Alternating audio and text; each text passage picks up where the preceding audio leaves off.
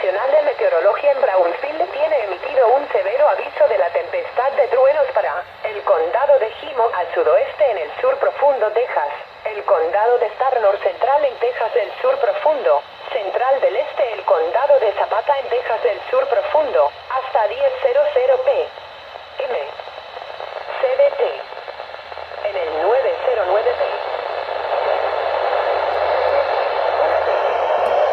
Situada cerca de Viboras, moviéndose al norte en 65 kilómetros por hora. Peligro, granizo del tamaño de la pelota de golf y 60 millas por el viento de la hora ráfagas. Radar indicado. Impacto, gente y animales al aire libre será herido. Cuente con el daño a los tejados, apartadero, windows del granizo y vehículos. Cuente con el daño del viento a los tejados, al apartadero y a los árboles. Ubicaciones afectadas. Viboras, escobas, guerra y randado.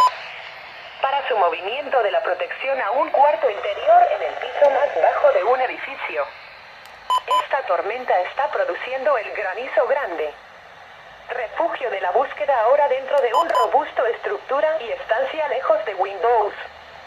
Para divulgar el tiempo severo, entre en contacto con su agencia policial más cercana. Enviarán su informe a la oficina del Servicio Nacional de Meteorología en Brownsville.